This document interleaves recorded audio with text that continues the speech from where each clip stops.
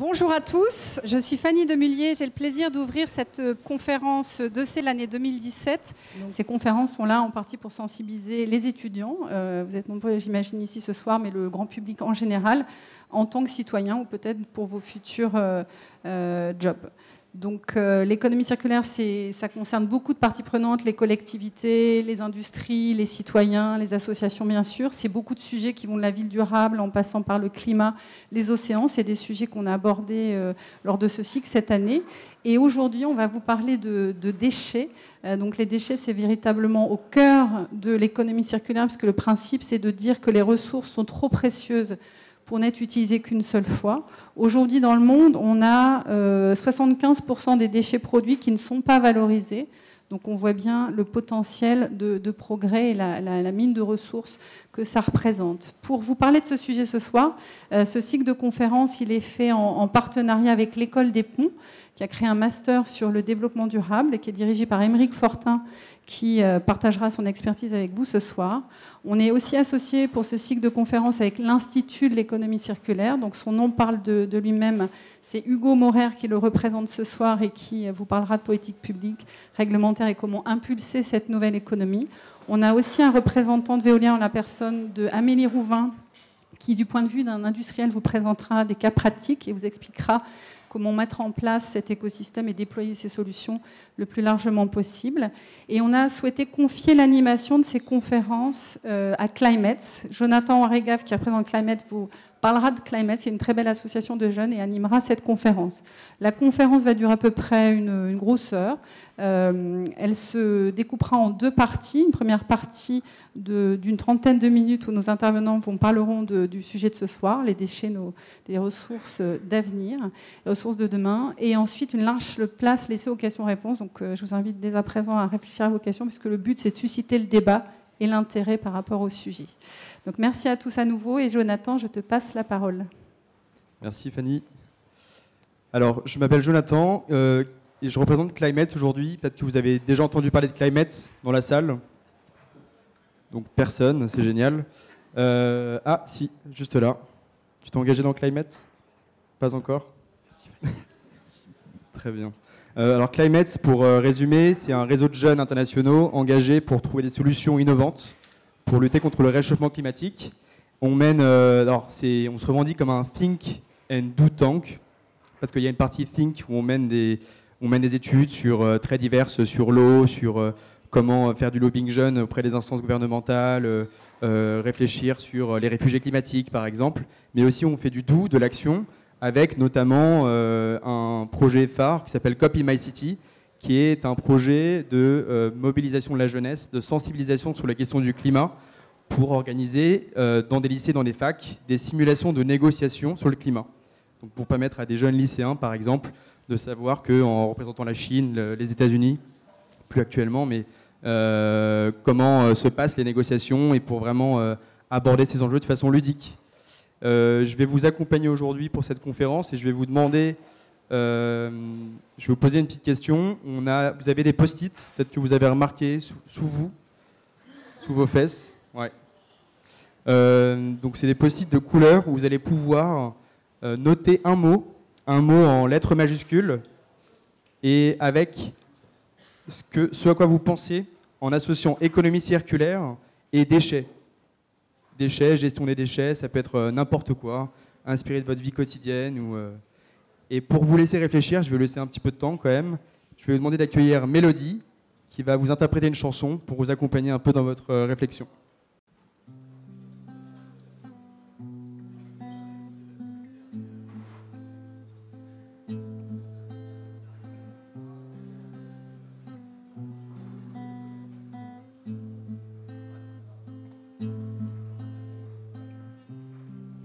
Seul avec moi-même,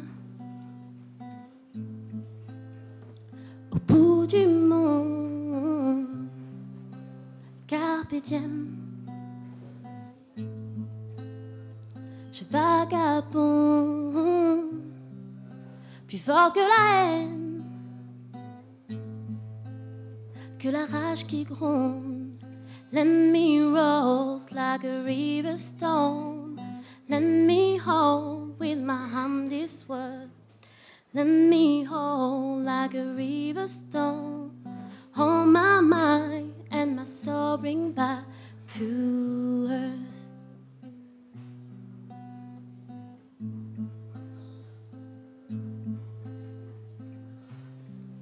Accords en tes temps où mes rimes viennent se poser.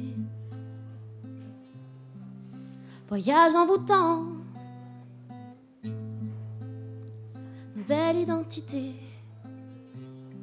Ce n'est pas la femme qui prend la route, non, non, non, non. C'est la route qui nous mène par le bout du nez. Pas à pas découvrir qui l'on est. Face aux autres, face au monde. Plus de mystère, je renais. Chaque minute, chaque seconde. Let me roll like a river stone. Let me hide with my hum this world. Let me roll like a river stone. On my mind and my soul bring back to her. Like a river stone. Let me hide with my hum this world. Let me roll like a river stone. On my mind and my soul bring back to us. Ba ba da ba ba da ba ba.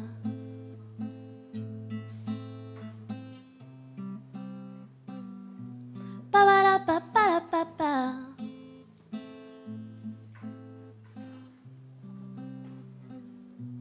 Ba ba da ba ba da ba ba.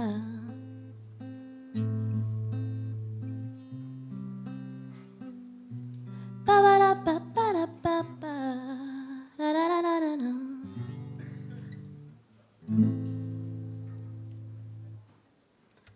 Merci. Merci Mélodie.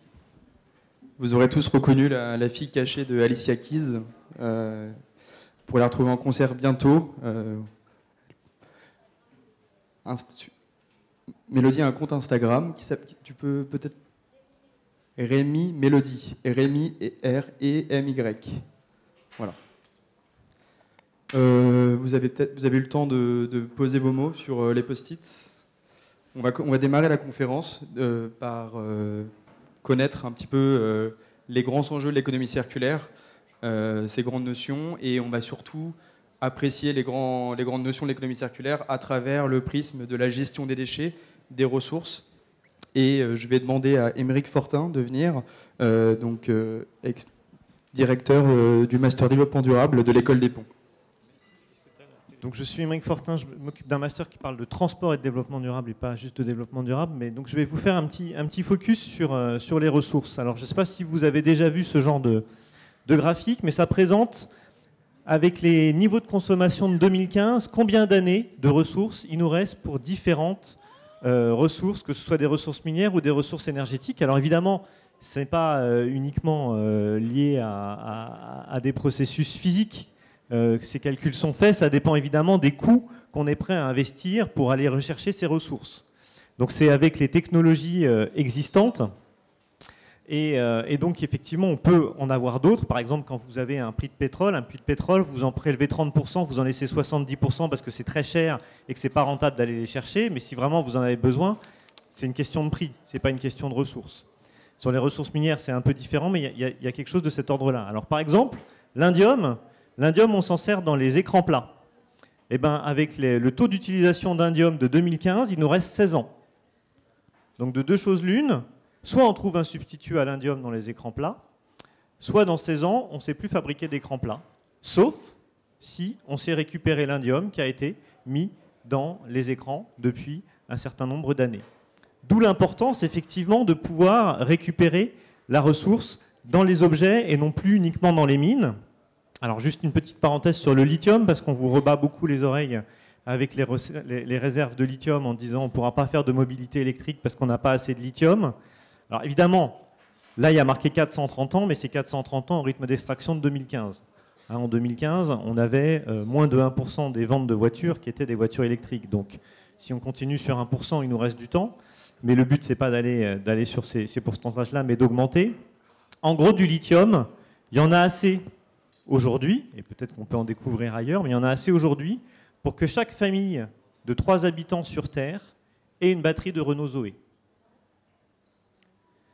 Donc chaque famille de 3 personnes, avec 7,5 milliards d'habitants, il y a assez de lithium pour qu'elle ait une batterie de Renault Zoé. Mais une batterie dans toute sa vie.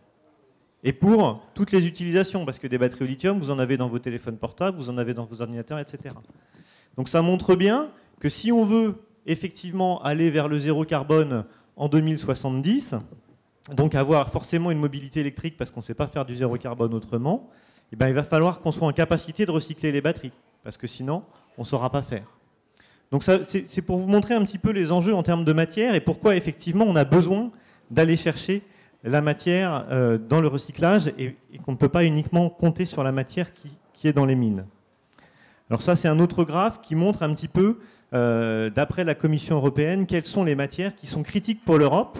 Alors c'est à la fois une criticité physique, mais c'est aussi une criticité géographique, c'est-à-dire que là, c'est des matières dont l'Europe a besoin et qui ne se trouvent pas sur le continent européen. Tout ça, c'est un peu la même façon de porter le même message. Et puis, à ce message physique s'ajoute quand même un message en termes de prix, c'est-à-dire qu'aujourd'hui, les prix des matières premières, vous voyez qu'ils sont extrêmement volatiles, ce qui est un gros problème pour fabriquer des objets, parce que quand sur une voiture, vous avez un taux de marge, je vais beaucoup parler de voiture, parce que donc, je fais un master en transport et développement durable, sur une voiture, le constructeur il fait 5% de marge. Et que si vous passez son coût de matière première de 2000 à 2500 euros, eh ben, il n'y a plus de marge. Et c'est ce qui s'est passé. C'est ce qui s'est passé en 2011. Et à ce moment-là, effectivement, on a vu que l'économie circulaire a très vite été intégrée comme enjeu. Malheureusement, heureusement pour les constructeurs, mais malheureusement pour l'économie circulaire, vous voyez que les prix se sont de nouveau effondrés et que du coup, eh ben, on n'a pas un vrai signal prix pour aller chercher la matière dans les objets, et on est revenu sur de la consommation de matières premières. Alors, pour autant, où est-ce qu'on en est aujourd'hui? Je vais prendre le cas du plastique. Vous voyez, cette étude de Deloitte, elle nous dit que le gisement théorique de déchets plastiques, c'était 3 500 000 tonnes, et que sur ces 3 500 000 tonnes, en fait, envoyées vers le recyclage, on en a 600 000 tonnes. Donc ça vous donne aussi un peu un ordre de grandeur sur là où on en est en termes de recyclage.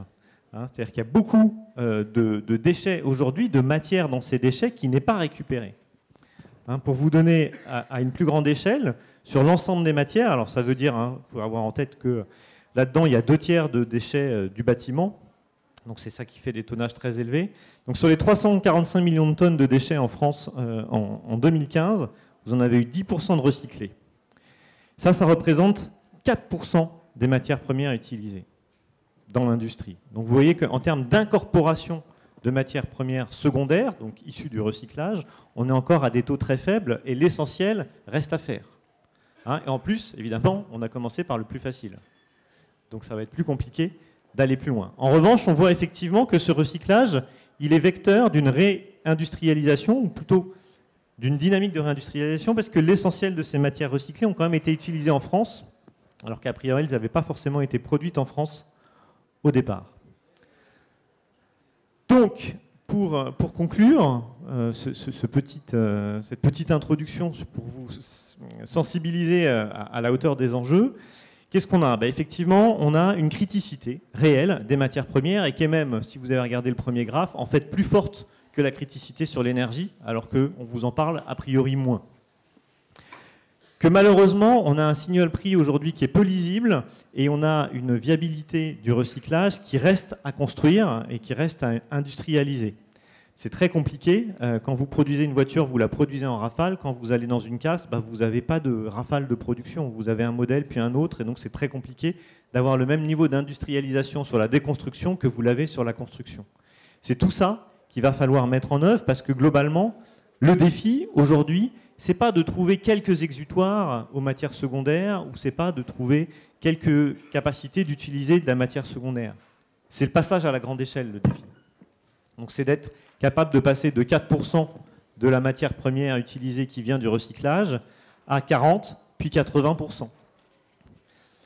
Voilà. Et enfin, évidemment, tout ça, ça implique beaucoup de choses. Ça implique d'abord, effectivement, de la recherche et développement pour l'utilisation de ces matières premières secondaires. Ça implique aussi qu'on puisse mettre en ligne les acteurs qui produisent les déchets et ceux qui peuvent les réutiliser de manière à ce qu'ils puissent faire coïncider leur caractérisation matière. Et puis, ça implique effectivement de réfléchir à différents modèles économiques pour qu'on puisse y arriver. Alors, pour autant, tout n'est pas perdu. Je vous montre ici un exemple qui est en train de se développer pas mal en ce moment, qui est d'utiliser le plastique pour construire des bobines de fil qu'on va réutiliser dans l'impression 3D, ce qui permet en plus un traitement local des déchets, évite beaucoup de transport. Et donc il y a beaucoup de choses qui sont en train de se développer, mais le défi, il reste devant nous. Merci de votre attention. Merci. Merci Émeric. Donc grâce à Émeric, on voit un petit peu mieux les enjeux liés à l'économie circulaire et à la gestion des déchets. On voit la criticité en matière de matières premières et une sous-utilisation des déchets existants qui sont très peu recyclés. C'est une vraie mine d'or pourtant. Maintenant, on va plutôt s'attarder à voir quelles sont les solutions concrètes, opérationnelles, qui sont développées sur le territoire pour voir que ça existe et pour voir effectivement ce vers quoi on peut se tourner pour le futur. Et ça va être du coup avec Amélie Rouvin, responsable de l'engagement économie circulaire chez Veolia, que je vais vous laisser. Merci. Bonsoir à tous. Donc moi, je vais témoigner du point de vue d'une grande entreprise, d'un groupe qui fournit des services de gestion des déchets, de l'eau et de l'énergie. À travers des solutions concrètes, on va voir comment les déchets deviennent des ressources. Alors, j'ai beaucoup de solutions à vous présenter, mais je n'ai que 8 minutes. Donc, j'en ai choisi 3, mais on pourra développer après dans la partie questions-réponses à la suite. Ici, vous avez le schéma des 7 piliers de l'économie circulaire d'après l'ADEME. Et on voit à toutes les étapes de process, que ce soit l'extraction des matières premières, l'approvisionnement, que ce soit la conception, la fabrication, l'usage ou les déchets, l'ensemble des acteurs a un rôle important à jouer. Aussi bien les entreprises, les industriels, les collectivités territoriales, les pouvoirs publics, les citoyens bien évidemment, les associations. Je vous emmène pour le premier exemple sur un site industriel aux Pays-Bas, un torréfacteur qui produit donc du café, pas pour Georges Clooney, mais pour les marques Tassimo, Senseo. Et en fait, ce producteur de café prévoit d'augmenter ses ventes, donc sa production de café, et en même temps, il souhaite réduire ses émissions de gaz à effet de serre. Or, la torréfaction, c'est un processus qui est très énergivore. On a passé pas mal de temps sur de la recherche et développement, et la solution qu'on a proposée, c'est de valoriser les résidus de son process de production en énergie pour auto-alimenter son site en énergie, et en l'occurrence, c'est de l'énergie renouvelable, puisque c'est de la biomasse et que ça vient en remplacement d'énergie fossile, à savoir du gaz. Concrètement, comme on a installé une chaudière biomasse sur son site de production. On récupère les résidus de production, donc de café, qu'on brûle, on récupère la chaleur pour alimenter en énergie son site. Donc là, on est vraiment dans une boucle locale d'économie circulaire sur un site, in situ, avec un bénéfice, évidemment, on évite le transport des déchets qui auparavant partaient en enfouissement. On les valorise sur place, et un gain non négligeable financier pour le site sur sa facture d'énergie, auparavant du gaz. En l'occurrence, il économise 1 à 2 millions d'euros par an sur notamment sa facture de gaz. Et ça évite les fluctuations des prix de l'énergie également. Deuxième exemple, là c'est une start-up qui s'appelle Ecosphère, avec laquelle on a noué un partenariat de 5 ans. C'est une start-up de l'économie sociale et solidaire qui vise à valoriser les biodéchets, donc les déchets alimentaires. C'est un sujet considérable puisqu'on estime que dans le monde, 1/3 des produits alimentaires sont gaspillés. Donc là, on a mis en commun nos expertises d'un grand groupe et d'une start-up de l'économie sociale et solidaire, et on a mis en commun nos réseaux. Concrètement, on va dans les... en l'occurrence avec le dispositif Ecosphère, des diagnostics sont réalisés dans les supermarchés, par exemple. Le personnel est formé à des nouveaux procédés pour éviter au maximum le gaspillage.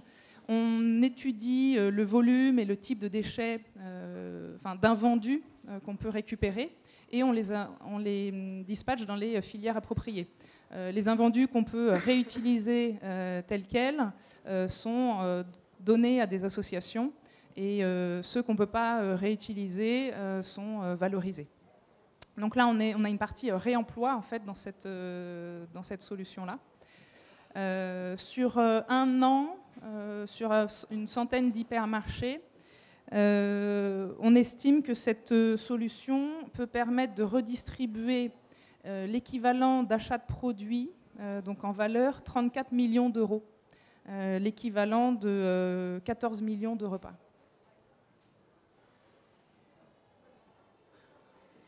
Et la dernière solution que je peux vous présenter, c'est une solution originale que vous n'avez peut-être pas en tête.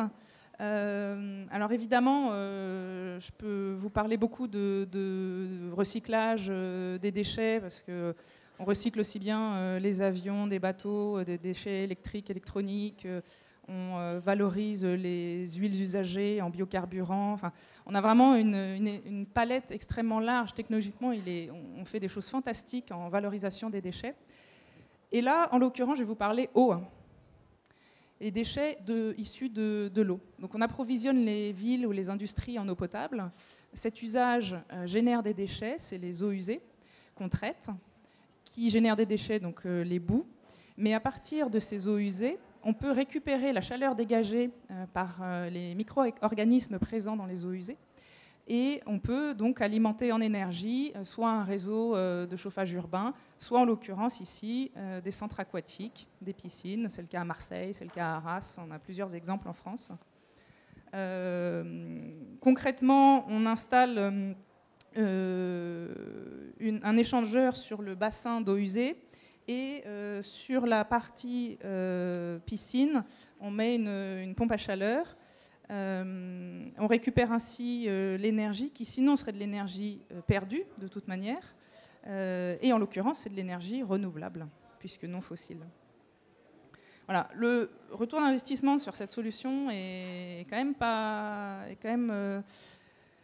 moyen terme. C'est un investissement important qui nécessite d'être partagé avec les différents acteurs sur le territoire, mais qui a un potentiel considérable de déploiement. Ça peut être pour des centres commerciaux. Enfin, il y a énormément d'usages pour les écoquartiers, on y travaille. L'avantage aussi, c'est que ça permet de réduire les émissions de gaz à effet de serre, de toute la valorisation en énergie renouvelable. Ça vient en déduction des énergies fossiles. Et là, le centre aquatique fait au passage une réduction sur sa facture d'énergie de 35%. Donc on a à la fois un bénéfice environnemental, économique, et on pourra peut-être parler après du bénéfice social également, qui n'est pas négligeable dans l'économie circulaire. Voilà, donc il y a un potentiel considérable de valorisation des déchets comme ressource. Sur les 4 milliards de tonnes de déchets produits dans le monde, seulement 1 milliard est valorisé, alors que 80% de nos poubelles est valorisable techniquement, potentiellement. Sur les plastiques, on l'a vu par exemple, le taux de recyclage en France des plastiques, c'est 6%. Les eaux usées, là je vous ai montré un exemple, dans le monde, il n'y a que 2% des eaux usées qui est valorisé. Donc on a vraiment un potentiel qui est considérable. Ceci dit, le recyclage ne fait pas l'économie circulaire. L'économie circulaire, c'est beaucoup plus large que ça. Le recyclage, c'est essentiel, mais ce n'est pas suffisant. L'économie circulaire, ça nécessite de repenser complètement notre mode de fonctionnement, de production, de consommation, d'usage, en collaboration avec tous les acteurs sur le territoire. Et ça permet surtout de récupérer la valeur qu'il y a dans les matières qui deviennent déchets. Par exemple, si je prends cet ordinateur portable, neuf, il vaut peut-être 500 €. Vous l'utilisez quelques années, une fois que ça devient un déchet, il vaut plus que 100 € la tonne, alors que c'est exactement les mêmes matériaux qui sont à l'intérieur. Donc on voit le gaspillage de valeur qu'il y a dans cette économie linéaire qu'on a aujourd'hui. Tout l'enjeu de l'économie circulaire, c'est de capter, de maximiser la valeur. Voilà, je vous remercie. Merci Amélie. On a pu voir que c'était un vrai enjeu, que la valorisation des déchets à travers le recyclage, mais pas seulement, à travers différentes solutions qui sont appliquées et articulées entre les différents acteurs du territoire. Maintenant, ce qui pourrait être intéressant, c'est est-ce que le cadre légal des politiques publiques en France, est-ce qu'elles sont pertinentes, est-ce qu'elles permettent de développer correctement l'économie circulaire sur le territoire. Et c'est Hugo Morer qui va nous expliquer ça, qui est expert à l'Institut national de l'économie circulaire. Expert est très gentil, merci beaucoup. Bonsoir à tous. Donc oui, je travaille à l'Institut de l'économie circulaire, qui est un centre de recherche en politique publique et qui réunit à peu près 180 adhérents de toutes formes, qui peuvent aller des grands groupes comme Veolia, des petits groupes, des PME, qui vont aussi des collectivités territoriales, qui vont des régions et qui vont aussi avec des associations. Donc dans cette réflexion-là, moi j'aimerais revenir un peu sur justement ce grand schéma qu'on a sur le pilier de l'ADEME, et nous on en a fait un aussi à l'Institut, qui est, comme vous le voyez, un peu fourni et qui peut paraître un peu flippant ici là de loin. Mais si on se penche dessus et qu'on se rappelle que l'économie circulaire s'inspire des écosystèmes naturels et qu'on se rappelle aussi la loi de Lavoisier qui dit « rien ne se perd, rien ne se gagne, tout se transforme », derrière il y a la mine d'or dont parlait Émeric. Donc l'idée en fait derrière ce schéma, c'est de garder le fait que dans toutes ces boucles-là, il y a des synergies qui sont possibles et qu'il faut réinjecter en fait la matière tout au long de la chaîne de valeur. Cette réinjection de matière, elle peut se faire sur des chaînes de valeur qui sont similaires, sur un même produit, donc typiquement une pièce d'ordinateur qu'on va mettre dans un autre ordinateur, mais on va pouvoir faire aussi des transferts de matière d'une chaîne de valeur à l'autre. Et donc là, on va parler de synergie. Et c'est à ce moment-là qu'on va pouvoir mettre en place des flux et des optimisations. Petit mot que vous pouvez trouver là-bas aussi. Donc alors, pour parler du déchet qui arrive en bout de ligne, vraiment en bout de ligne, aujourd'hui dans notre système linéaire, on a quand même organisé notre système linéaire de telle sorte qu'il y ait un impact qui soit minimum au possible, on va dire. Donc on a mis en place par exemple le registre de déchets qui depuis 2012 est imposé aux entreprises dont les déchets ne sont pas gérés par les collectivités territoriales. Donc c'est une suite d'informations qui permet la traçabilité des déchets et qui permet de savoir au niveau d'un territoire ou d'une activité les différents flux en fait, flux entrants, flux sortants, flux qui vont permettre ensuite de faire l'optimisation dont on parlait et qui vont permettre de réaliser des économies. Donc pour les entreprises, c'est du cash qui rentre et pour l'environnement, c'est un impact qui est négligeable. Là-dessus, j'aimerais juste attirer votre attention sur ce code-là. Donc en fait, ça c'est la nomenclature du déchet. Dans la grande bible du déchet, le nombre de codes et le nombre de différentes itérations s'élève à peu plus d'1 millier. Donc du coup, ça fait un grand fouillis qu'il va falloir démêler. Et l'enjeu, en fait, autour de ce code-là, de ce nombre de milliers de noms différents de déchets, c'est que derrière, il y a différentes réglementations, que ce soit pour le transport, pour la remise en valeur et pour le retraitement de ces déchets. Donc vous imaginez qu'il y a un nombre incalculable de filières derrière qui sont organisées sur cette réglementation. Et on parlait de transition, il faut tout réinventer. Quand on arrive en termes de négociation et en politique publique, c'est la boîte de Pandore, le statut de déchet. Donc sortir du statut de déchet pour dire c'est plus un déchet, c'est une ressource, tout le monde s'écharpe. Parce que derrière, c'est des intérêts immenses qui sont à partager. Il y a des gagnants, il y a des perdants.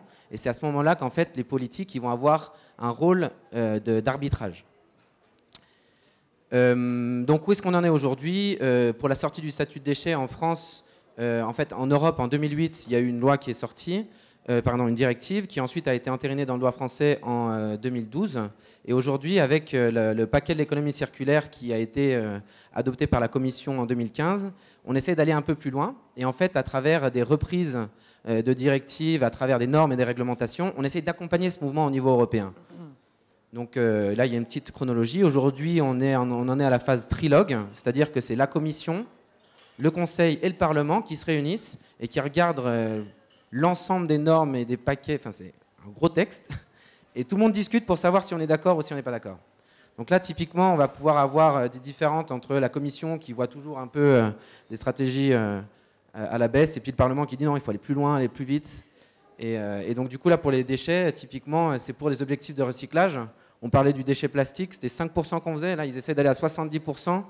70% d'ici 2025. 2025, en termes de politique publique, c'est demain. Là. Donc du coup, on a du boulot. Et l'un des plus grands défis finalement de l'économie circulaire, c'est qu'il faut pouvoir faire au moins aussi bien avec de l'ancien que du neuf. Parce que ce qu'il faut savoir, c'est que plus le temps avance, plus on essaye de faire des normes de qualité, des normes de durabilité, des normes de sécurité, des normes sanitaires, qu'il faut pouvoir adapter en fait à ces ressources qu'on remet en valeur. Et donc typiquement, là, l'exemple que je prenais, c'était le pont du viaduc de Millau, enfin le viaduc de Millau. Au moment de faire le projet, en fait, ils ont réfléchi à l'idée d'aller chercher des gravats qui venaient de béton recyclé. Et ils se sont rendus compte, après des tests, qu'aujourd'hui, ils n'étaient pas capables de faire un béton qui était assez durable. Donc le coût d'investissement que représente un pont de cette taille et de cette envergure, face à une durabilité qui est moindre, le choix était vite fait, d'autant que pour détruire un pont, ça coûte quand même aussi pas mal d'argent. Donc du coup, voilà, au-delà des normes, il faut penser à la durabilité et donc du coup à la résilience qui se cache derrière l'économie circulaire. Et aujourd'hui, on n'est pas encore tout à fait capable de faire aussi bien. Ensuite, il y a le tri qui est très complexe. Il faut pouvoir, par exemple, encore une fois dans le BTP, on va avoir des agglomérats ou des conglomérats de matériaux. Il va falloir les séparer pour les mettre dans les bonnes filières. Il y a les transferts de pollution et d'usage. Et donc, du coup, il faut pouvoir adapter toute la réflexion sur le long terme, le moyen terme et le court terme. Et pour ça, on a des outils. On va pouvoir y revenir si vous avez des questions sur l'analyse du cycle de vie et sur l'écologie industrielle territoriale.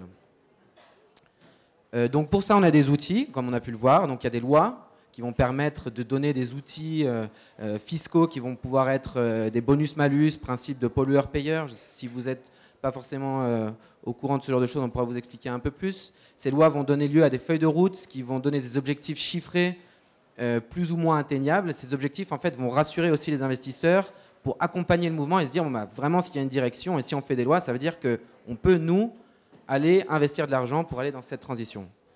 Mais il nous reste encore énormément de choses à inventer. Et pour ça, c'est vous, la jeune génération, qui devez réinventer les métiers de demain. Vous avez un immense travail pour justement essayer de déceler tous les filons de la mine d'or que représente l'économie circulaire. Pour ça, il y a du boulot en fiscalité, il y a du boulot avec les avocats, il y a du boulot avec les ingénieurs, il y a des boulots dans tous les secteurs qu'on peut imaginer et même il y a des secteurs qu'on ne connaît pas encore. Merci beaucoup. Merci. Et on va passer à la phase de questions-réponses. Vous avez peut-être des interrogations comme ça qui vous viennent en tête par rapport à ce que vous avez écrit sur vos post-it déjà au début. Peut-être que les intervenants pourraient aussi, s'ils le souhaitent, réagir avec ce qu'ils voient. Compost, recyclage. J'ai vu Samsara aussi tout à l'heure. Je ne sais pas qui l'a mis. Non.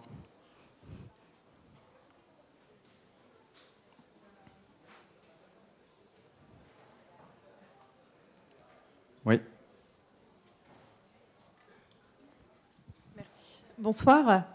Moi, j'ai une petite interrogation et j'étais assez surprise dans le mauvais sens par rapport au recyclage des déchets dont vous parliez, où vous disiez qu'il y avait une infime partie finalement qui était recyclée aujourd'hui. Moi, aujourd'hui, quand je mets mon plastique dans la poubelle jaune, mes déchets dans la poubelle verte ou dans la poubelle en verre, pour moi, je me dis... peut-être naïvement, j'en sais rien, mais que toutes les bouteilles en plastique, les cartons, les journaux de papier sont recyclés et que les bouteilles de verre aussi. Mais par rapport à ce que vous dites, j'ai l'impression que c'est pas tant que ça, en fait. C'est peut-être moi qui me trompe ou qui ai mal compris, mais... les bouteilles plastiques, c'est une infime part des plastiques, de l'usage des plastiques, en fait. Donc on recycle. Et encore, les bouteilles plastiques, on ne les recycle pas suffisamment. On a par exemple Coca-Cola qui a l'ambition d'augmenter la part de plastique recyclé dans ses bouteilles. Donc ils ont un objectif, un engagement. Mais ils nous disent on n'a pas assez de flux. En fait, les gens ne trient pas assez. On a par exemple, il y a une start-up qui s'est montée qui s'appelle YoYo, dont le but c'est spécifiquement de récupérer le flux de plastique, donc un flux séparé, pas dans le bac jaune, donc un flux de qualité, contre une incentive financière, c'est-à-dire qu'on propose aux gens, on leur donne un sac spécifique, un sac YoYo. Ils ont un ambassadeur dans le quartier à qui ils donnent le sac de bouteilles plastiques, et en échange, on leur donne une réduction sur des places de cinéma, sur des magasins, etc. Donc il y a des initiatives qui se développent pour aller récupérer ces flux de qualité spécifiques, mais ce qu'on voit du plastique, c'est minime. Ces bouteilles plastiques, c'est minime par rapport à tout l'usage des plastiques qu'il y a dans la fabrication. Donc, effectivement, pour rappeler que d'abord, l'essentiel des déchets, hein, les 2/3, je crois, ou 70%, j'ai plus les chiffres exacts en tête, c'est des déchets du bâtiment. Et ceux-là, ils sont très peu valorisés. Donc déjà, ça explique une bonne partie du faible taux de valorisation globale. Après, effectivement, vous avez vu dans les plastiques qu'on récupérait 600 000 tonnes sur 3 500 000. Donc il y en a plein qui partent, effectivement, qui ne sont pas récupérés. Il faut comprendre aussi que si on veut recycler le plastique, il faut se poser la question de qu'est-ce qu'on va faire du plastique recyclé. Donc deux éléments pour ça. D'abord, toujours pardon dans l'automobile, mais aujourd'hui, une voiture, elle a pour obligation d'être recyclable à 85%. C'est-à-dire que 85% de la matière qui est dans une voiture est recyclable. Pour autant, une voiture, elle ne sait pas incorporer plus de 30% de plastique recyclé. Donc vous voyez qu'on commence déjà à voir le problème. C'est-à-dire que, certes, mon produit est recyclable, mais je ne suis pas capable d'utiliser la matière recyclée. Bon. Par ailleurs, beaucoup des produits que vous jetez, et de la matière que vous jetez, sont des produits qui n'ont pas été assemblés en France. D'accord ? Quand vous allez mettre votre téléphone au recyclage, eh ben, il ne va pas être valorisé en France parce qu'il n'est pas produit en France. Donc il y a aussi beaucoup de questions de flux de déchets internationaux et de savoir où va se faire la chaîne de valeur du recyclage. C'est-à-dire, effectivement, est-ce qu'on va trier en Europe ou est-ce qu'on va même envoyer en vrac parce que finalement, trier en Chine, ça sera toujours moins cher qu'en Europe, etc. Donc c'est aussi des enjeux, c'est pour ça qu'on parle après d'écologie industrielle, c'est aussi des enjeux de réflexion sur la chaîne de valeur et la réindustrialisation pour utiliser cette matière. Cette matière, elle n'a pas forcément été extraite en France, mais le déchet, il est en France, alors qu'est-ce qu'on fait ? Voilà. Mais c'est vrai que, voilà, vous, ce que vous triez, effectivement, votre verre, il va être recyclé. Ce qui est dans votre poubelle jaune, c'est à peu près recyclé, mais c'est une petite masse de l'ensemble de nos déchets. Voilà. C'est pour ça que l'essentiel de l'enjeu, il est devant nous, et encore une fois, sachant que on a fait ce qui était facile. Voilà. Quand on dit on a 30% de plastique recyclé dans une voiture, c'est-à-dire qu'on a fait toutes les pièces où c'était facile, parce qu'elles ne sont pas visibles, parce qu'elles voilà, ont moins de contraintes mécaniques, etc. Sur votre tableau de bord, vous ne pouvez pas mettre du plastique recyclé, parce qu'un plastique recyclé, il n'est pas homogène en couleur. Il ne va pas être homogène en texture.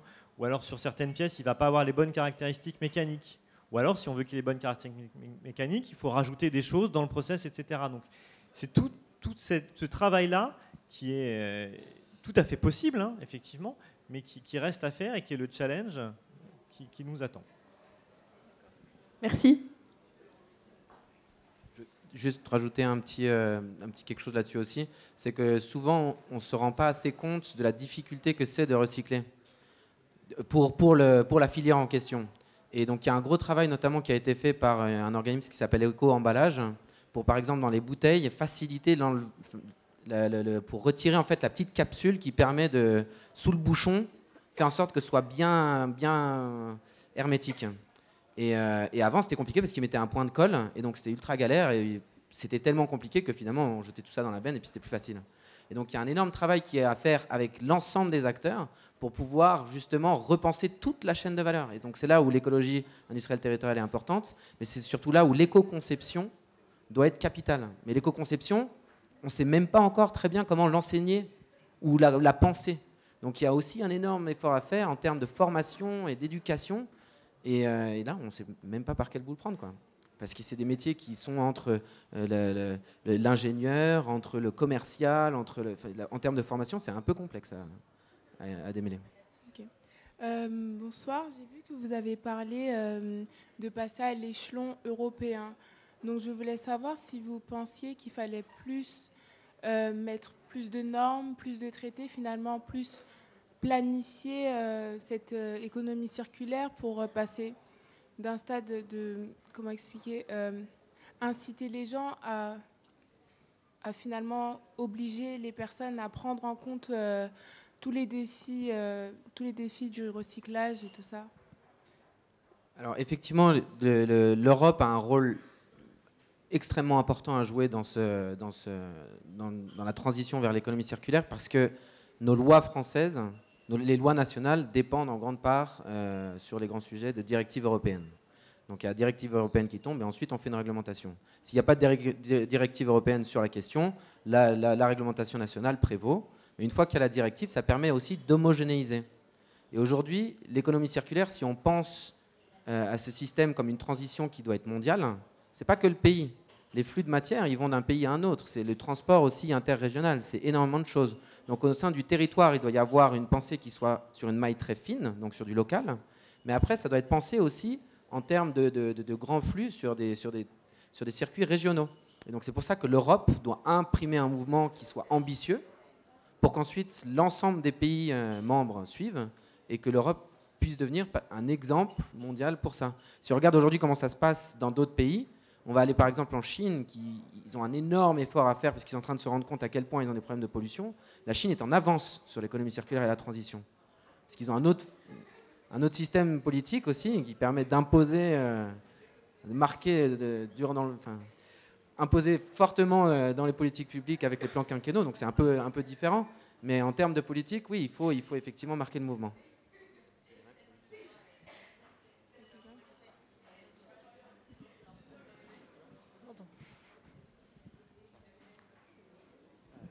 Justement, ça reprend un peu ce que vous avez dit sur l'échelle européenne de l'économie circulaire.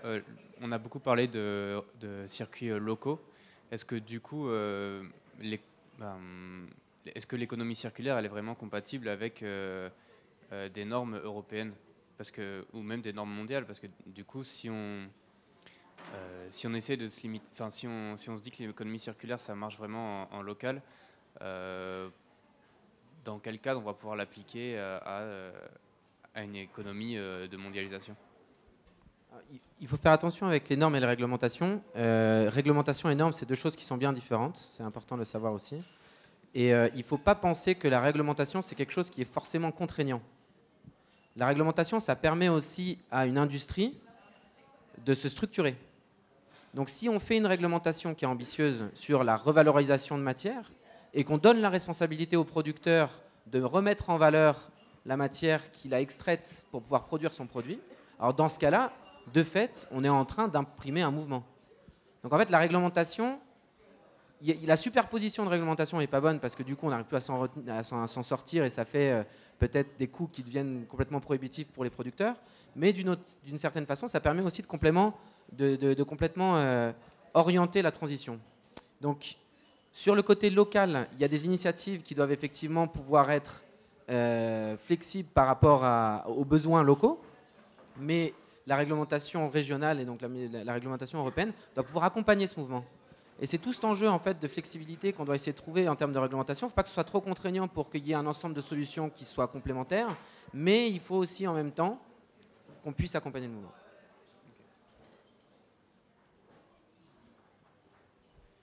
Oui, pour compléter, il ne faut pas complètement associer économie circulaire et circuit court. Il y a une dimension évidemment d'écologie territoriale dans l'économie circulaire parce qu'effectivement, il faut qu'on recherche à valoriser le plus possible localement les déchets, mais il y a aussi une dimension complètement continentale. Il y a un certain nombre de processus qui ne seront viables techniquement et économiquement que s'ils sont menés à l'échelle européenne. Vous aurez peut-être une ou deux usines qui sera capable de traiter certaines résines de plastique, qui sera capable de les trier finement, de les traiter, etc. Et donc il y a un continuum. Et toute l'économie circulaire n'a pas vocation à être uniquement locale. Et effectivement, la première chose dont on a besoin en économie circulaire, c'est déjà de pouvoir tracer. Et pour tracer, il faut pouvoir effectivement indiquer comment on va organiser ce traçage. Et pour ça, on a besoin de normes pour que les industriels, quand ils créent un produit, eh bien, ils permettent un traçage de la matière qui est comportée dans le produit. Donc c'est aussi effectivement des outils absolument, des leviers absolument nécessaires pour aller vers une économie circulaire. Oui, j'avais une question. On a bien compris avec votre exposé comme quoi l'important c'était la disponibilité des produits et la durabilité qu'on visait pour les produits quand il y a du recyclage, plus que le problème de l'énergie, mais quand même sur l'énergie. Est-ce qu'on peut parler de sorte de présomption d'équivalence entre la fabrication de votre caddie, l'image qu'on a vue, et la fabrication du même caddie avec des boîtes de conserve, ou pour le transport et la logistique, le passage d'un téléphone de la Chine jusqu'à l'Europe et le coût énergétique de sa nouvelle vie dispatchée dans d'autres circuits. Est-ce qu'on peut jurer que ce ne soit pas 3 fois plus énergivore? Alors, on ne peut pas le jurer a priori, mais justement, Hugo a parlé d'un outil qui nous sert à évaluer ça, qui est l'analyse de cycle de vie. L'analyse de cycle de vie, elle va nous permettre de comparer pour une fonction, par exemple, faire une brique de lait, enfin en tout cas faire un emballage pour du liquide lait, elle va nous permettre de comparer différentes solutions, de l'extraction de la matière première jusqu'à la destruction de l'emballage. Et ça va nous permettre de regarder effectivement s'il est plus intéressant de faire un produit qui va être peut-être plus énergivore au départ, mais beaucoup plus facile à recycler, et donc globalement, on peut y gagner. Et on peut y gagner, ça ne veut même pas dire grand-chose, parce qu'en fait, une analyse de cycle de vie, elle va être multidimensionnelle. Elle va vous parler de gaz à effet de serre, mais elle va aussi vous parler de polluants atmosphériques locaux, elle va vous parler de prélèvement de ressources, justement, qui ne sont pas renouvelables, elle va vous parler d'impact sur l'eau, elle va vous parler de plein de différentes dimensions de l'environnement, ce qui fait qu'à la fin, on peut avoir des solutions qui sont meilleures sur certaines dimensions et moins bonnes sur d'autres, et on ne peut pas les échanger. On ne peut pas dire, je préfère le diesel parce que ça fait moins de CO2, mais ça fait plus de particules. Donc on ne sait pas ça. Voilà, ça ne veut rien dire d'échanger du CO2 contre des particules. Donc l'analyse de cycle de vie, en tout cas, elle permet justement de mesurer tout ce que vous dites et de tenir compte de tout, de l'extraction de la matière première à l'industrialisation, au transport, à l'usage et à la fin de vie. Et ça va nous permettre justement de comparer différentes solutions possibles pour rendre une fonction. Pour compléter sur l'analyse du cycle de vie, ce qui est intéressant avec cet outil pour les politiques, c'est que ça permet de faire une comparaison entre deux choses avec en fait un certain nombre d'indicateurs. Ces indicateurs, c'est des indicateurs qui ont été créés à chaque fois, il faut une thèse à peu près pour un indicateur. Donc c'est un boulot monstre. Ces indicateurs font un peu figure d'autorité et donc du coup c'est des arguments rationnels pour un politique et il va pouvoir comparer deux solutions et donc ça va pouvoir aussi dépassionner le débat. Donc du coup, quand on va avoir autour de la table toutes les collectivités avec l'ensemble des parties prenantes, il va y avoir des gens, par exemple, qui vont représenter le voisinage et ils vont dire, bon, bah, nous, par exemple, pour un chantier, les nuisances sonores et les nuisances de sable, c'est vraiment ça qui est important pour nous. Pour quelqu'un qui va être en charge de la protection de la biodiversité, ça va être autre chose. Et donc du coup, le politique en bout de ligne, quand il va devoir trancher, il va dire, très bien, maintenant je connais les doléances de tout le monde, je regarde entre ces deux solutions par rapport aux doléances, par rapport à moi aussi, mon agenda politique, qu'est-ce que j'ai envie de faire comme choix, ce sera mon choix, et c'est comme ça. Et donc du coup, avec ce genre d'outil, on peut aller plus loin. Simplement, ça demande quand même une forme de formation aussi, parce que l'outil est complexe. Donc il faut savoir aussi adapter les résultats au discours. Et ensuite, c'est vraiment une comparaison. Donc ça n'a pas mesure, enfin ça n'a pas figure d'autorité. C'est-à-dire que si d'un coup on prend en compte une troisième chose, ben, c'est fini. Enfin, on est hors de ce contexte-là. Et on est en train de travailler, les scientifiques sont en train de travailler pour mettre en place en fait des analyses de cycle de vie qui soient complémentaires et qui du coup puissent en fait faire un maillage de l'ensemble de la chaîne de valeur. Mais là, ça demande une capacité de calcul qu'on ne s'est pas encore capable de réaliser. C'est-à-dire il y a un gain pour les entreprises, il y a un gain pour l'environnement. Du coup, les deux intérêts coïncident en quelque sorte. Je me demandais si vous avez des exemples où les deux intérêts, où la mobilisation du terme et des enjeux de l'économie circulaire ne vont pas ensemble. Du coup, il pourrait y avoir une sorte de paradoxe, que ça peut être un circuit vertueux pour l'entreprise, mais pas pour l'environnement. Et bon, vice-versa, je ne sais pas. Alors, j'ai fait juste un exemple. En fait, je suis tombée sur un projet d'économie circulaire. C'est en fait un centre d'enfouissement qui... le projet, c'est d'utiliser cet espace pour créer un parc, etc. Et en fait, ça m'a un peu étonné l'utilisation de l'économie circulaire parce que je ne voyais pas du cercle là-dedans. C'est-à-dire que ça ne pousse pas forcément à réutiliser quoi que ce soit, mais c'est juste, là, on continue en fait à jeter en décharge et on construit quelque chose au-dessus. Du coup, voilà. En l'occurrence, alors plusieurs éléments de réponse. En l'occurrence, si on réutilise la surface, en fait. Le foncier, c'est un problème qui devient de plus en plus contraint. Avec l'urbanisation, 70% de la population mondiale va habiter dans les villes. On occupe un espace gigantesque, donc la surface au sol est extrêmement importante. Donc, en l'occurrence, utiliser la surface du centre de stockage pour une autre utilisation, ça peut être, il y a des projets d'agriculture, donc là c'est un parc, c'est une autre utilisation sur une surface. Ceci dit, les centres de stockage, c'est la dernière solution dans la hiérarchie de traitement des déchets. c'est la moins vertueuse dans le traitement des déchets. Même si on récupère et on valorise, on capte le méthane, on valorise en biogaz et on alimente en énergie, c'est l'ultime recours. Après, des solutions, j'ai 1 milliard d'exemples de solutions d'économie circulaire qui ne sont absolument pas viables économiquement. On en a un paquet, on sait faire, on a des technologies mais incroyables, on sait produire du bioplastique à partir des eaux usées. On a un site qui le fait en Belgique. En Angleterre, on a un site où on est capable de récupérer les métaux précieux dans les poussières de rue qui ont été émis par les pots catalytiques des voitures.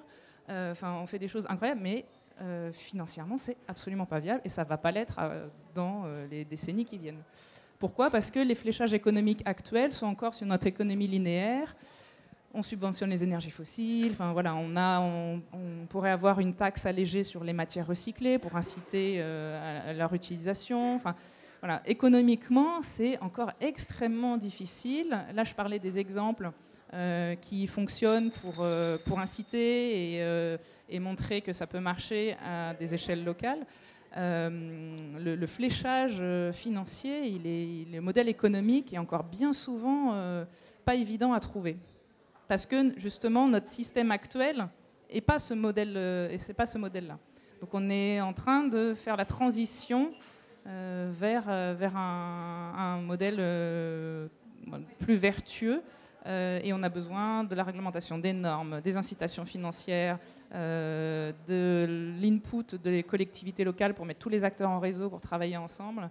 Donc nous, au contraire, des exemples de problématiques financières, ça, on en a plein.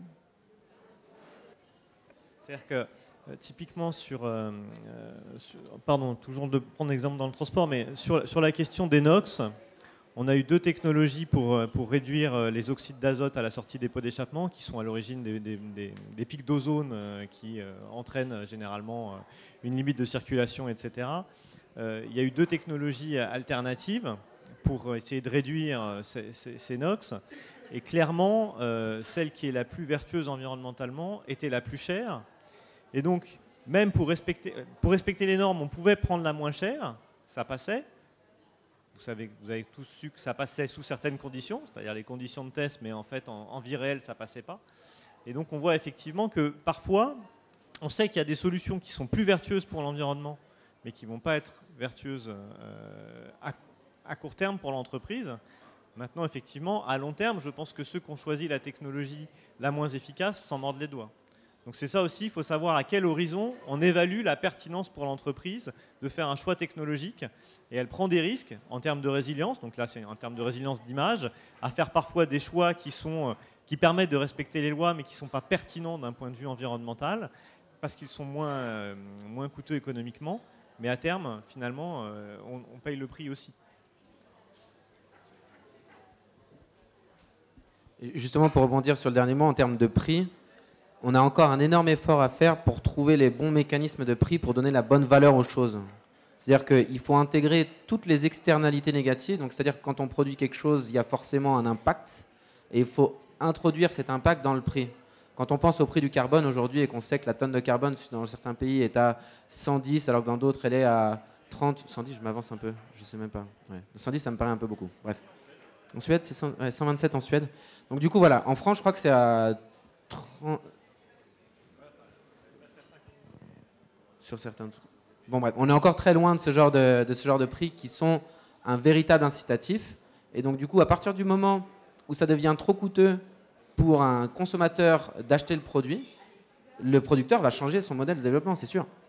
Donc il y a un énorme projet là-dedans aussi, qui est un projet qui est éminemment politique, parce que ça veut dire que toute la chaîne de production doit être repensée. Le consommateur va aussi voir ses habitudes changer. Donc j'imagine qu'autour de nous, on est prêt à changer. Mais combien de personnes sont prêtes à changer du tout au tout toute leur façon de penser et puis leur façon de vivre au jour le jour? C'est compliqué aussi de changer la routine des gens. Il ne faut pas oublier. Et si en fait on l'a abordé un tout petit peu avec les analyses de cycle de vie, c'est-à-dire que ce qui peut être pertinent d'un point de vue critère CO2 peut s'avérer une très mauvaise solution en fait sur un point de vue global environnemental. C'est le cas des biocarburants de première génération par exemple. Et un autre point, c'est de faire attention aux effets rebonds. J'ai par exemple en tête un grand groupe industriel qui, après 10 ans de recherche et développement, a réussi à sortir un déodorant compressé. Donc c'est comme les lessives concentrées. Le but, c'est moins de packaging, donc moins de ressources à l'unité de produit. Sauf que le problème, c'est qu'ils prévoient de doubler, tripler leurs ventes. Donc ça veut dire qu'au final, par unité, on réduit la consommation de matière, mais globalement, le prélèvement sur, de ressources naturelles, il est plus important.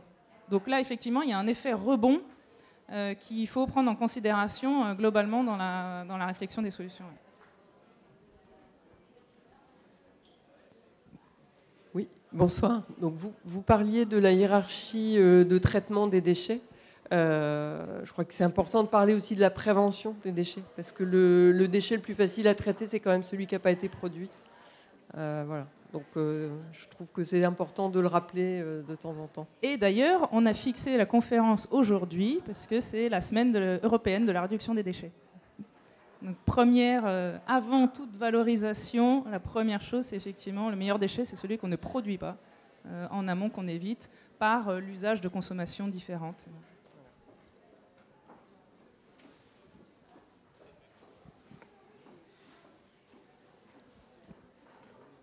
Bonsoir. C'est pas une question, c'est vu qu'on est dans la session, on rebondit. Et toi, tu disais tout à l'heure, je fais le tri, je jette dans la poubelle jaune et tout. Ce que j'ai appris il n'y a pas très longtemps avec des personnes spécialisées de la mairie de Paris qui s'occupent justement de recenser le tri, c'est qu'il y a pas mal de poubelles jaunes en fait qui sont disqualifiées, qui vont même pas être triées parce qu'il y a certains de vos voisins qui font encore mal le tri, en fait, malheureusement.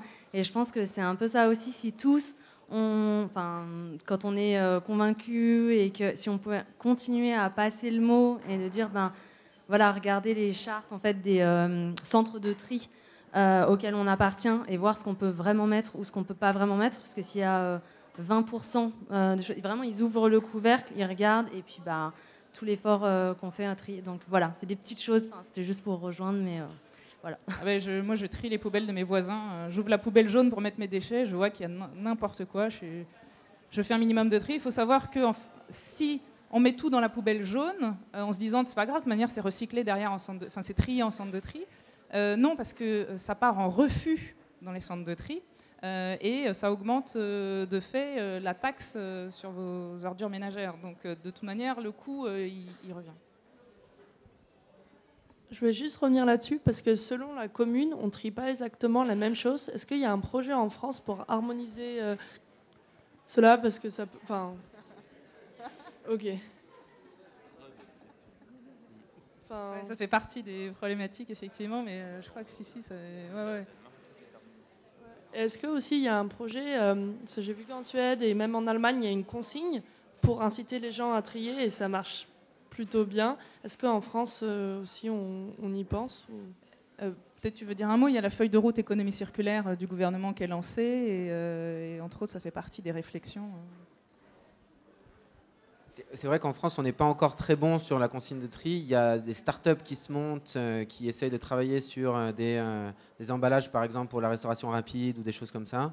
Il y a aussi les consignes pour le verre, pour les bouteilles en verre, mais c'est encore des choses qui sont en réflexion et c'est vrai qu'en France on est un peu en retard. On parlait de la feuille de route de l'économie circulaire et c'est des choses qui sont... il va falloir prendre tous les acteurs pour vérifier comment est-ce que la filière va pouvoir s'organiser, donc c'est un gros travail, c'est un travail qui est ambitieux et il faut voir si le gouvernement est prêt à effectivement mettre le pas là-dessus. Mais ce serait bon effectivement qu'on puisse responsabiliser aussi les utilisateurs, ne serait-ce qu'une petite consigne de rien du tout. Parce qu'on sait que quand on donne une valeur à quelque chose, on fait très attention à cette chose-là. Mais pour rien du tout, pour quelques centimes. Et ça permet aussi de responsabiliser l'ensemble de la population. Et je veux dire, on pense aussi aux enfants. À chaque fois, des pièces jaunes, c'est des pièces. C'est vrai que c'est la vraie monnaie finalement.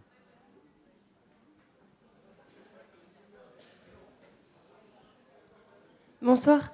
J'ai une petite question pour savoir qu'est-ce qui pourrait inciter les acteurs économiques, c'est-à-dire des gros groupes ou même aux petites entreprises, qu'est-ce qui pourrait les inciter à investir dans ces innovations technologiques pour recycler leurs déchets? Parce qu'on voit qu'il y a un gros coût. Alors, est-ce que c'est un avantage financier, social, vous avez parlé un petit peu tout à l'heure, ou est-ce que c'est un bénéfice pour leur communication? Donc leur politique RSE, est-ce que c'est plus communication que on veut faire du bien à la planète? Voilà, quelles sont leurs motivations? Il y a plusieurs leviers. On a parlé du levier réglementaire, évidemment. À partir du moment où il y a une obligation de recycler 85% pour les automobiles, forcément, ça va driver derrière la recherche. Il y a le levier qui est très important pour les acteurs économiques, pour les entreprises, le levier de la demande. Et alors ça, moi, ça revient à chaque fois, c'est la demande des consommateurs. Les entreprises, en général, disent on répond à la demande des consommateurs. S'il n'y a pas la demande, on n'a pas l'offre adaptée. On attend les signaux faibles des consommateurs et l'offre répond aux besoins du consommateur. C'est la base du marketing. Donc ça, c'est un élément extrêmement clé pour les acteurs économiques, c'est de voir les changements qui s'opèrent dans les modes de consommation. Donc ça, c'est vraiment important et c'est là où on a chacun, à titre individuel, notre part à jouer dans nos modes de consommation. Chaque fois qu'on achète avec notre carte bleue, qu'est-ce qu'on achète derrière comme emballage, comme matière, qu'est-ce que ça veut dire comme déchets et ressources prélevées. Donc ça revient extrêmement régulièrement. Et puis, évidemment, la partie incentive financière, c'est-à-dire que dans encore bien des cas, ça coûte plus cher de recycler que d'enfouir les déchets. C'est une aberration. Donc, à partir de ce moment-là, ça n'incite pas les acteurs. Voilà, ça peut être une TVA allégée sur les produits recyclés, sur les matières recyclées. La Chine le fait, la Suède. Ça peut être de mettre une taxe sur l'enfouissement. L'Angleterre l'a fait. Ça a permis de réduire les déchets en enfouissement et d'augmenter les déchets recyclés. Voilà, il y a en fait, c'est une combinaison de plusieurs mécanismes qui va permettre cette transformation. Il n'y a pas une solution unique, c'est un problème extrêmement complexe et tout est lié. Et donc, juste pour la demande, donc si le consommateur n'est pas du tout favorable à une transition, qui ne veut pas changer ses habitudes, donc l'entreprise ne va rien changer si elle se calque sur les besoins du consommateur. Alors après, il y a des enjeux aussi de license to operate, comment on dit, comment on traduit, d'acceptabilité en fait de l'entreprise, à la fois sur les enjeux sociaux et environnementaux qui deviennent de plus en plus prégnants, et notamment les entreprises dans le secteur minier, pétrolier, ou même maintenant des entreprises du secteur food and bev, agroalimentaire, ou le luxe, voient malgré tout quand même des signaux de responsabilité à prendre sur ces sujets-là. Donc voilà, il y a l'enjeu d'acceptabilité qui devient de plus en plus fort sur les grands groupes notamment, des enjeux de RSE. Juste, il y a une des autres dimensions, et après on passera la parole au monsieur au fond, parce que ça fait 12 fois qu'il lève la main. Un des outils de l'économie circulaire, c'est aussi la fonctionnalité. Le jour où Michelin a dit « je vais arrêter de vendre des pneus, mais je vais vendre des kilomètres », il n'avait plus du tout intérêt à ce que ses pneus s'usent, mais au contraire à ce que ses pneus ne s'usent pas du tout. Parce que du coup, c'est lui qui supportait le coût de l'usure, alors qu'avant, c'était ses clients. Et donc, en changeant son business model et en réfléchissant en termes de fonctionnalité, en disant je vends du kilomètre, à ce moment-là, il devient structurellement économe de ressources. Et autour de l'économie de la fonctionnalité et des nouvelles réflexions sur les business models, que ce soit, voilà, quel que soit le type d'usage, il y a beaucoup de leviers. Et là, on voit beaucoup d'acteurs souvent qui ne sont pas les acteurs traditionnels, qui viennent avec des offres de services fonctionnels et qui prennent la valeur aux acteurs traditionnels. Et ça, cette concurrence-là, et notamment pas mal du point de vue du digital, elle réinterroge beaucoup les acteurs traditionnels autour de la fonctionnalité et autour du service final que rend leur produit, et ça les incite à être beaucoup plus économes en matière de fait. Pour conclure un peu, moi il y a quelque chose sur la demande que je trouve un peu complexe à atteler comme problème. C'est le fait qu'on fait des énormes efforts en termes d'éducation auprès de nos enfants, auprès de nos collégiens, auprès des lycéens, pour pouvoir accompagner le mouvement, pour dire qu'il faut trier plus, il faut consommer moins, il faut être sobre. Mais à côté de ça, il y a un énorme budget de la part de toutes les entreprises sur le marketing. Et avec le changement social des réseaux sociaux, la publicité est de plus en plus efficace, elle est redoutable pour un enfant qui est en pleine construction au niveau de son psyché.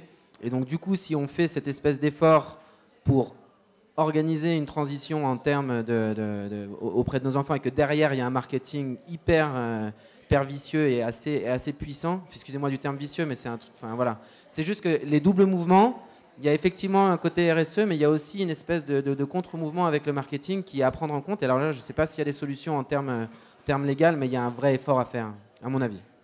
Et là, c'est pas l'Institut qui parle, c'est vraiment mon humble avis. Ouais, j'avais une petite question concernant principalement le numérique et notamment les matériaux rares qui sont utilisés dans ces petits matériaux. Aujourd'hui, il paraît, alors peut-être que vous allez me confirmer ou pas, que quand on a notre téléphone qui est mis à la poubelle, etc., les matériaux qui sont dedans sont encore moins denses que ceux qu'on trouve lorsqu'on les extrait dans la nature. Et c'est ça qui fait que ça rend la chose hyper chère à recycler. Alors est-ce que c'est vrai et est-ce qu'il faut attendre aujourd'hui qu'on se retrouve avec des matériaux dans la nature tellement rares et donc plus chers à récupérer pour recycler réellement le numérique ou pas? Voilà, c'était ma petite question à ce sujet-là. Alors, de manière très transparente, je ne suis pas un spécialiste, donc je ne peux pas répondre complètement à votre question. La première chose, c'est que la plupart des téléphones qui sont hors d'usage, ils ne sont pas encore dans le recyclage, ils sont dans des tiroirs. C'est vrai.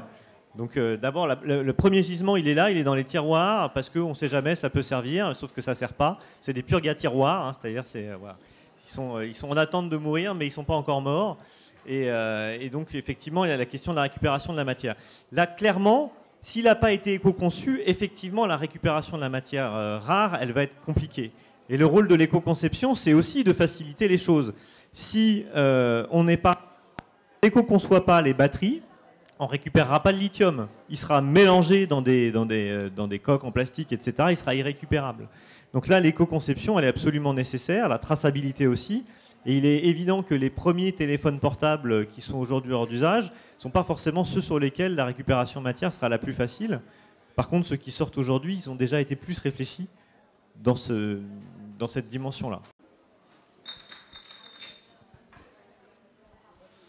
Ma question c'était, faut-il être ingénieur, maîtriser la technique à vrai dire pour peser véritablement dans le développement de l'économie circulaire aujourd'hui?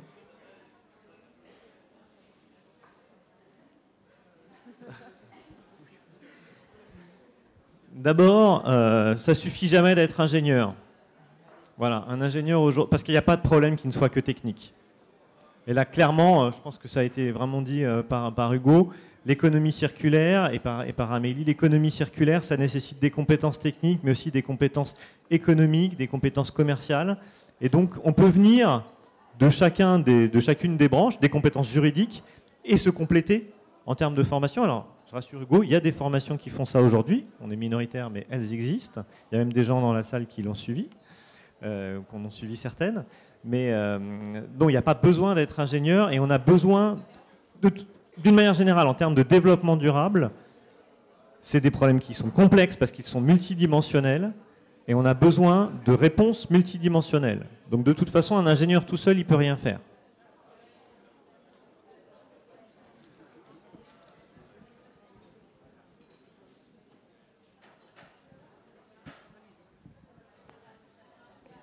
Une dernière question. J'en profite juste pour les portables dans les tiroirs. C'est le mois de l'économie sociale et solidaire. Et Nicolas Hulot vous invite pendant ce mois à donner vos téléphones portables à votre mairie, parce que vous pouvez le faire et pour le réutiliser. Voilà. Merci.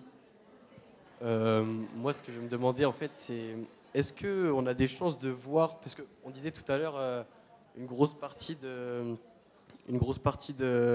l'enjeu, il est sur la communication, sur que les gens soient responsabilisés et prennent conscience des conséquences de leurs actions. Et est-ce qu'on a des chances, par exemple, de voir arriver sur... je pensais au bus, en fait, je pensais au bus Veolia et aux paquets de clopes qui sont noirs avec des poumons noirs dessus et tout. Est-ce qu'on a des chances de voir arriver sur les bus, sur les produits les plus vendus des plus grandes entreprises, justement, les multinationales, celles qui ont un gros impact, justement... de cacher, de masquer ou de coller une mauvaise image aux aux marques et aux entreprises et aux produits qu'il faudrait éviter, puisque si on recycle les déchets, c'est bien, mais si, comme on disait, si on évite de les produire, c'est mieux. Donc si on évite de consommer ce qu'on aura du mal à recycler, est-ce qu'on a des chances de voir arriver comme ça des campagnes de pub anti-produits ou anti-marques, ou alors juste au niveau de la réglementation, de les obliger à se blacklister en fait, eux-mêmes? Deux éléments de réponse avant de passer la parole à mes collègues. D'abord, le principal enjeu, bien sûr qu'il y a des enjeux d'éducation, mais il y a aussi des enjeux globalement de système de production industrielle. Voilà, donc on a notre part de responsabilité, mais il y a un enjeu systémique aussi qui nous dépasse, dont on peut être acteur, bien évidemment, mais voilà, tout ne repose pas que sur les épaules du consommateur, même s'il a un rôle à jouer important. Ce qui est difficile dans ce que vous dites, c'est que l'objet en tant que tel, son impact va beaucoup dépendre de la façon dont il va être utilisé. Donc on ne peut pas stigmatiser l'objet a priori, parce que ça dépend beaucoup de l'usage qu'on en fait. Et si on veut être rationnel dans l'usage des matières, c'est sûr qu'une voiture qui va une voiture qui va servir 1 heure par jour, ce n'est pas un usage rationnel d'1 tonne de matière. En revanche, une voiture qui va être partagée et qui va servir 12 heures par jour, c'est déjà un usage 12 fois plus rationnel. Et pourtant, c'est la même voiture. Donc l'objet, en tant que tel, n'est pas le seul responsable de l'impact environnemental et de la capacité à pouvoir mettre en place de l'économie circulaire. C'est un ensemble, objet, usage de l'objet. Pour rebondir sur cet exemple aussi sur la voiture, un truc beaucoup plus simple, mais dans votre téléphone portable, aujourd'hui on regarde du streaming, on est en train d'avoir de la 4G, on va peut-être vers de la 5G, vers des débits qui sont démentiels, et regarder du streaming en HD d'un chat, une petite vidéo de 20 minutes dans le métro, est-ce que ça vaut vraiment le coup par rapport à l'empreinte énergétique que ça représente d'héberger cette vidéo en haute qualité, en 4K, pour la regarder sur un téléphone portable tout petit? Donc il y a aussi une réflexion à faire sur la façon dont on consomme l'information et dont on consomme d'une façon générale. Et après, pour en revenir aux questions des labels, pouvoir faire du shaming sur une boîte, je ne suis pas sûr que ce soit forcément la façon de prendre le bon bout. Alors on peut effectivement faire des choses qui soient incitatives, avec peut-être des pastilles de couleurs différentes, qui va permettre à une entreprise de pouvoir montrer qu'elle fait des efforts aussi. Donc ça a été typiquement avec les frises pour la consommation énergétique des frigos. Et donc du coup, ce genre de choses permet, effectivement, à partir du moment où ils ont mis ces étiquettes, tout le monde regardait du coup la consommation du frigo, et ça a changé drastiquement l'industrie. Donc effectivement, il y a quelque chose à faire là-dessus. Mais la question des labels, c'est encore à quel label faire confiance. Dans tous ces labels, moi je choisis lequel. Donc le consommateur, par une multiplication de normes et de labels, c'est un peu compliqué pour lui. Et je sais qu'il y a des startups notamment qui se montent avec des codes barres qui peuvent se scanner en fait pour savoir si le produit il est vertueux ou pas, et il peut dire tu peux choisir ce produit à côté notamment dans tes alimentaires, dans l'alimentaire, choisir un autre produit qui est plus vertueux. Et la question, est-ce qu'il y a un affichage qui va être mis comme les paquets de cigarettes sur les emballages? La réponse est oui. En fait, il y a l'affichage environnemental qui a été expérimenté depuis un certain moment et qui a priori enfin abouti. Après, reste à voir comment ça va être mis en œuvre. Mais effectivement, cette étiquette de vert à rouge sur les frigos pour la partie énergétique, il y a le projet de développer ça sur les produits, sur les packaging pour l'empreinte environnementale. Merci beaucoup. Vous avez peut-être une dernière chose à rajouter? Un petit mot? Non? Sur l'application dont Hugo parlait, c'était l'application Yuka, qui fait du scannage de produits alimentaires, qui permet de savoir où est-ce qu'on en est et d'être accompagné sur la qualité de vie, la qualité du produit pour soi-même. Et bientôt, ça va être du scannage de produits cosmétiques. Donc je vous invite à télécharger cette appli gratuite. Et on va terminer par remercier les intervenants et vous remercier vous aussi d'être venus, curieux de cette thématique-là.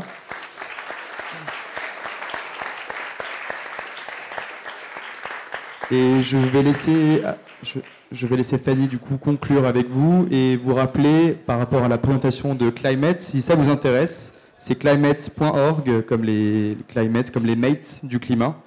Et il y a toutes les actions sur notre site internet si vous avez envie de vous engager à votre échelle. Je vous remercie. Merci Jonathan, merci à tous nos intervenants qui ont partagé leur expertise avec nous ce soir. Merci à vous parce que vous étiez très nombreux.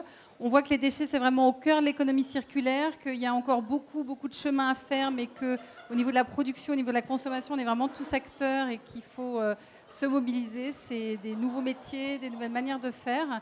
On a un site Living Circular qui va proposer un article de synthèse. Vous avez beaucoup de contenu sur l'économie circulaire pour aller découvrir des portraits de héros, des solutions. Donc on vous invite, c'est très grand public. On a l'équipe qui est là, je les remercie. Et on aura la vidéo complète et une synthèse qui sera postée. Peut-être le thème de notre prochaine conférence, puisque ce cycle redémarre l'année prochaine en 2018. Là, la recyclerie va s'habiller aux couleurs de la nature. On va vous parler des saisons. Et on s'inscrira dans cette nouvelle très belle programmation qui sera annoncée le mois prochain. Et la première date de 2018, c'est le 13 février. On vous parlera de la connexion au cœur de l'économie circulaire, parce que vous avez bien compris que c'est un sujet local et international, mais que ce lien entre tous les acteurs est essentiel et on essaiera de vous l'expliciter davantage. Donc, merci à nouveau à tous et à très vite. Au revoir.